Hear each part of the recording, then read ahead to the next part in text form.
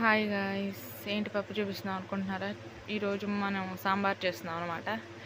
ఇంకేముంది, మన ఇంట్లో ఏ కూరగాయలు ఉంటాయి ఆ కూరగాయలు అనమాట. సొరకాయ, బీరకాయ, అది ఇది అని చూడదు, అన్నీ కోసి పడేసి గిన్నెకేద్దాం. ఇంకేముంది, చూసారు కదా, పప్పు అయితే ఉడికిపోయింది.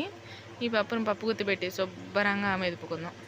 మెత్తగా మెదపాలంది మా అమ్మ. మరి నేనేమో ఏదో చెయ్యాలా, పై పైన ఆడుతున్నా. ఎలాగోలా మెత్తగైతే అయిపోయిందిలేండి.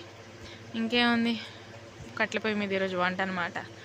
ఇంకా గిన్నె పెట్టుకొని నూనె వేసుకొని తాలింపు సామాన్లు దాంట్లో వేసేసి నాకు కోసుకున్న కూరగాయలన్నీ దాంట్లో పడేసి కొంచెం ఉప్పేసి మెదుపుకుందాం.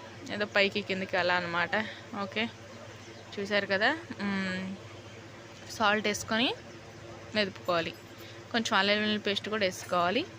ఇంకేముంది, మనం ఇందాక మెదుపుకున్న పప్పులోకి చింతపండు పులుసు పోసుకోవాలి. పొయ్యి మీద కూర ముక్కలు కూడా ఒకసారి తిప్పేద్దాం.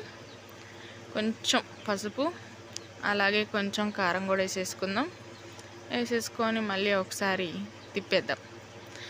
ఈ ఫ్యామిలీ రిలేటివ్స్తో బయటకు వస్తే ఇదే అండి బాధ. గ్యాస్ సిలిండర్లు అయితే తెచ్చుకోవడానికి అవకాశం ఉండదు, ఒకవేళ వీళ్ళు తీసుకొని రానివ్వరు కూడా.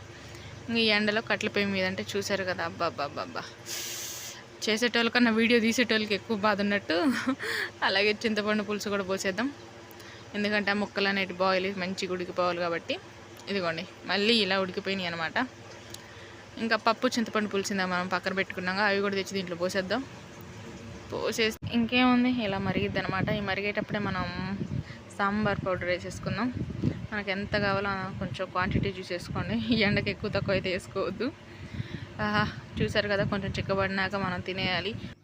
మన సాంబార్ అన్నం తినేటప్పుడు సాంబార్లో అన్నం వేసుకొని తింటున్నాం, అన్నంలో సాంబార్ వేసుకొని తింటున్నాం, పక్కన ఉన్నోడికి అసలు అర్థం కాకూడదు. ఓకే అండి, థ్యాంక్ యూ. మరిన్ని వీడియోస్ కోసం సబ్స్క్రైబ్ చేసుకోండి. Okay, bye.